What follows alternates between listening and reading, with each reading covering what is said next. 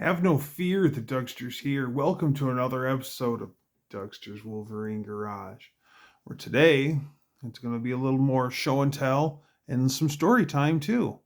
So this time we're going to be looking at a 1974, I believe, radiator cap hood/hood ornament.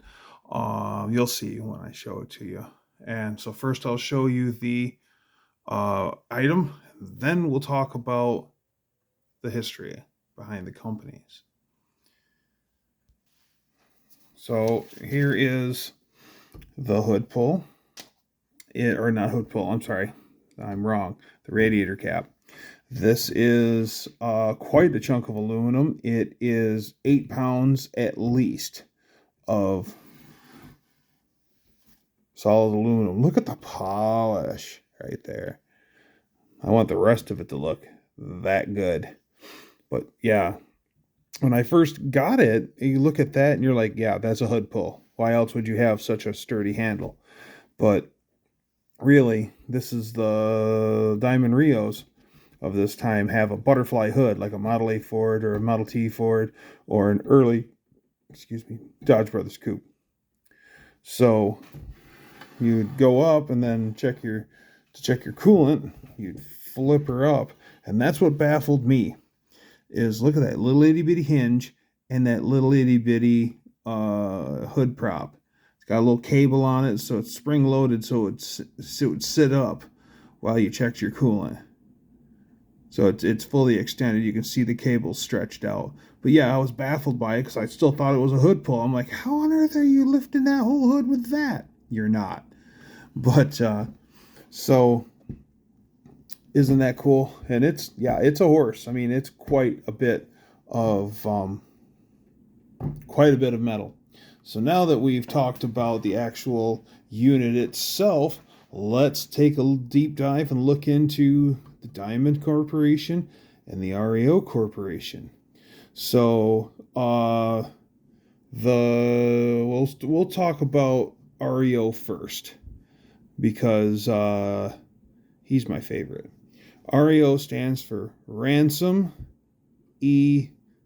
Olds from Lansing, Michigan. And he started Oldsmobile. When he sold Oldsmobile in 1905, he started his own company with just his initials, REO. And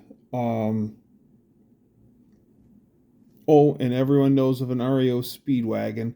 An REO Speedwagon is a truck. It's a heavy truck.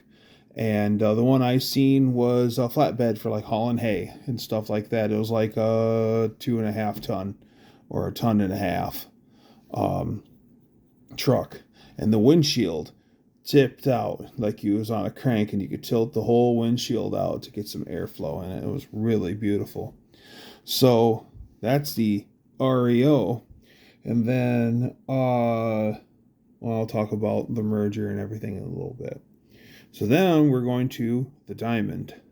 Diamond was really Diamond T.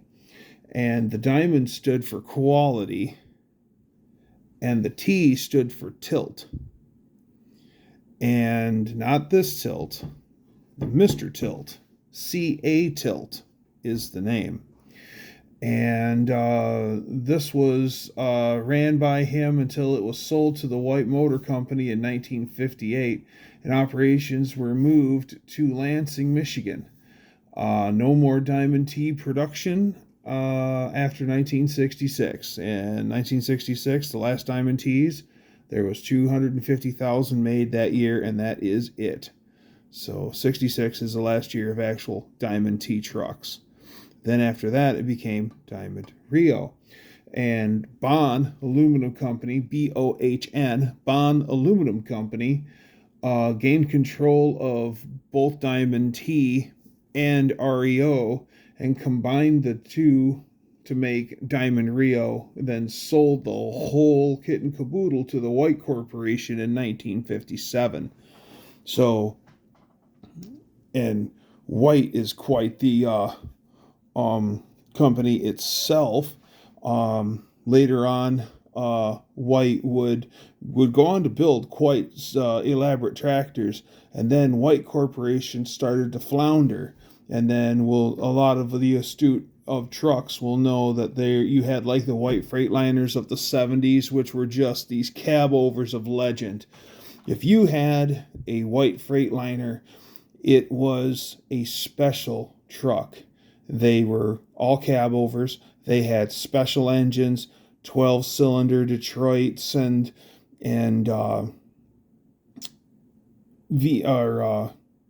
all sorts of elaborate engines. It was the horsepower wars. Horsepower was king. Who cares about fuel mileage? Let's just get them the fastest, most powerful trucks we can. And all those White Freightliners were very special.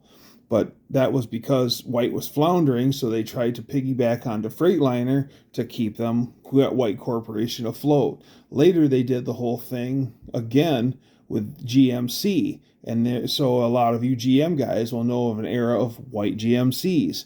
Same reason. So believe it or not, White Corporation kept it going until, gosh, I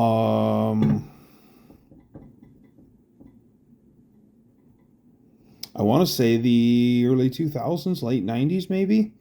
And it was amazing that they kept it together that long. So, and I believe that the Diamond Rio stopped in 74 or 77. So this could be end of the line for it. But I love it. It's big old hunk of aluminum, and I always wanted to just, like I said, polish the living bejesus out of it to get it really shiny, but that takes time. But I hope you enjoy this, and be sure to check out more content on my channel, Tugster's Wolverine Garage. See ya.